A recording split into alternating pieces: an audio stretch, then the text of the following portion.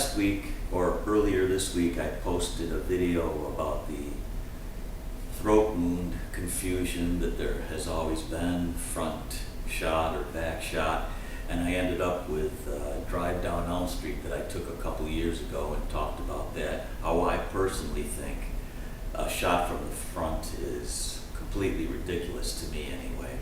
But I'd like to go a little bit farther with this video and talk about that so-called bullet hole in the front windshield and look at that a little bit.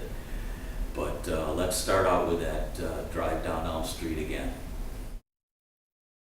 Okay, we're heading down Elm Street.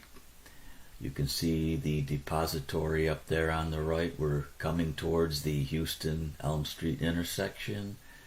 And here we are, depository on the right. And here we go down Elm Street heading towards the triple underpass. Now let's stop this, freeze frame it. You can see the X where Mr. Kennedy was hitting the head. Let's back it up a bit. That might be too far. Let's go a little bit closer. Okay, that car in front of me is just driving over the X. He's just about passed it by. Now, this is approximately where the neck wound would have occurred. Please tell me from the front, as conspiracy theorists say, where would the gunman be? He's got to fire through a windshield and 4 people in front of Mr. Kennedy. Number one, it doesn't seem like a very good shot that a professional hitman would even choose to attempt, let alone there's 2 policemen on the overpass over there with a dozen other people. This just makes it so clear that a shooter in the front is just so asinine. Oh, and I almost forgot. I'm concentrating on the overpass, the underpass, whatever you want to call it, and I'm forgetting about the grassy knoll. Now look at the grassy knoll. Mark Lane in that 1967 documentary says he speculates that the first shot came from over there and hit Mr. Kennedy in the neck. Again, it's a terrible shot. I know I'm filming from the left side of the car and the president was on the right, but still, the angle is wrong. There would have been a bullet wound on the left side of Kennedy's shoulder or neck, and no one has ever described a wound over there. And what's more, again, a professional assassin, he's going to take one shot standing in a public area. He's going to wait 5 seconds and take another shot, giving the people in the area another opportunity to see him. If you would give us briefly, Mr. Lane, your version of what happened there that day. Well, I think, if I can use this model, I think the evidence indicates, of course, the car came down Main, up here, and down Elm Street, and was approximately here when the first shot was fired. The first shot struck the president in the back of the right shoulder, according to the FBI report, and indicates, therefore, that it came from someplace in the rear, which would include the possibility of it coming from the book depository building. The second bullet struck the president in the throat from the front, came from behind this wooden fence high up on a grassy knoll. 2 more bullets were fired. One struck the Main Street curb and caused some concrete or lead to scatter up and strike a spectator named James Tague in the face. Another bullet fired from the rear struck Governor Connolly in the back. As the limousine moved up to approximately this point, another bullet was fired from the right front, struck the president in the head, drove his body to the left and to the rear. And what's more, again, a professional assassin, he's going to take one shot standing in a public area. He's going to wait 5 seconds and take another shot, giving the people in the area another opportunity to see him. Hardly something I think a professional assassin would even think of doing. Okay, I'd like to stop it here for a minute or two and point out a couple things just to cover all the bases. A conspiracy theorist did see this video, and of course he didn't agree with my conclusion that it's ridiculous to think that someone took a shot at the president from the front, given the position of the presidential car. So I asked him politely, where do you think the shot came from? And he pointed out that federal building over there on the left. Maybe that's what it's called today. Back in the day, it was called the Terminal Annex Building, the post office. But I'll get to that in a second. First, I want to talk about that clump of trees over there on the left of the underpass. Again, this was taken in April of 2024.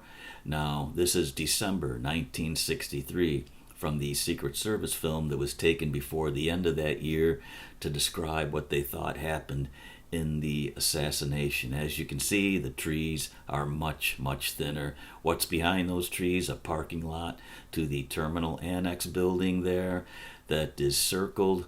Quite a wide open area, as you can see. Now let me show a little bit of that Secret Service film so you can see the proximity of those trees to the overpass where about 15 people were standing. This is the Elm Street Underpass, Main Street Underpass, and Commerce Street Underpass, where it gets the name Triple Underpass. The center area between the pavilions is Dealey Plaza. Now, I don't know about you, but if I was a hitman hired to shoot at the president that day and I walked over there to where they wanted me to be and I saw 15 people 20, 30 yards away in the wide open, which they had a vantage point to see me also, I think I'd pack up and go home. Okay, and now the building. Again, just on the face of it for me, looking at the distance there, and the fact that he would be having to shoot through a windshield and people who he wouldn't know the exact position of, it just seems like on the face of it a completely crazy thought that someone would be over there. But let's take it all the way to the end. If you remember that film by Mark Lane, Rush to Judgment, he interviewed a man who said he was on top of the Annex building and he saw somebody running away from the grassy knoll. Well, so obviously the gunman wasn't on the roof. We are in the basement of the Terminal Annex building on the northeast corner of Dealey Plaza. We're here with Mr. J.C. Price, the engineer in charge of the building.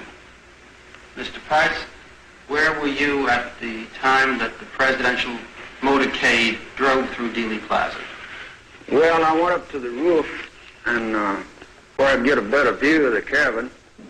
Is this where you were sitting on November 22nd, Mr. Price? Yes, sir. Right here? Right here on this spot. Well, so obviously the gunman wasn't on the roof. And where was he? In one of those windows? That's an office building filled with workers. Need I say more? Okay, that covers the four bases for me of where the gunman could have been, according to the conspiracy theorists: the grassy knoll, the overpass, or the clump of trees on the left, or the annex building. Let's move on to the windshield. Okay, let's take a look at that famous photograph taken by AP photographer James Altkins at the instant the president was hit for the first time. If we look into the limo, you can see Mrs. Kennedy's white glove on the president's left forearm as he's reacting. You can see the two Secret Service agents on the right side of the follow-up car looking back towards the depository. You can see the three motorcycle policemen looking at the president, and everybody else in or on the presidential follow-up car looking at the president. Now, according to some conspiracy theorists, there should already be a bullet hole in the windshield of that limousine. And we've all seen this picture. What some people describe as a hole doesn't look like a hole to me. It looks like something hit the windshield but didn't penetrate it, and there's cracks radiating out from it. But some people, of course, did describe that as a hole. They said they saw a hole. Well, there's a couple problems here. What do we mean by these words we're using, as Bob Dylan said in a 1965 press conference? And it's also a big philosophical question in the 20th century. What do these words mean? Bob Dylan said, if I say the word house to you, you're going to picture a different house than I do in my head. What do we mean by these words? I can see somebody describing that as a hole in the windshield. I can see somebody not describing it as a hole in the windshield.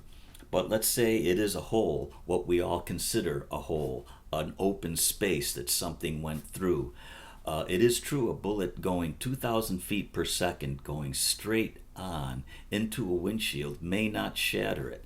A windshield is made up of two sheets of glass with a lamination in between. And if it goes straight on through, it may not shatter the glass. However, it will spew dust into the forward driver compartment, little pieces of glass, little pieces of the bullet, and Greer and Kellerman said nothing like that happened.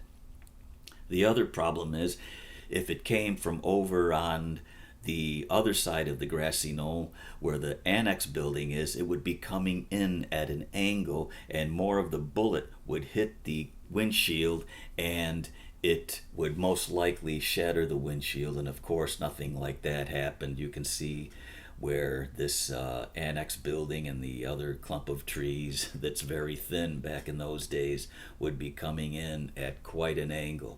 Now let's blow up the Altgens photograph and see what else we find. Here's a black and white blow up of it. Now I'm going to show what a colorized photograph looks like with a arrow pointing down to what some conspiracy think is a bullet hole. That doesn't look like a bullet hole to me. It looks like something behind the president. Notice how it shapes perfectly with the contour of the president's jacket, as if the president's jacket is in front and whatever is there is behind the president. Now, let's see what we can see when we look at this Robert Croft photograph. Look at the president's head and the woman right above the president's head with a large white coat on. And now we see the woman there. X marks just below her face. X marks her white coat. Let's go back to the Croft photograph. To the right of that woman is another woman, a little bit taller, and she is wearing a blue skirt with it looks like probably a brown coat that's been folded down because it became warm and sunny out during the day and she didn't need it anymore. And that looks like a purse hanging down to her right side. And we go back to the Altgens photograph, and there's the woman. Blue X marks her head, and down below would be maybe where the purse is. There's the woman with the white coat. The problem is, of course, in the Croft photograph, the purse is beige, but that's a color photograph. And the Altgens photograph, of course, is in black and white, and beige is not going to show up there. So there's X marking where it could be. Anyway, with all of this that I've pointed out in this video, I think it's a done deal that there was no shot from the front.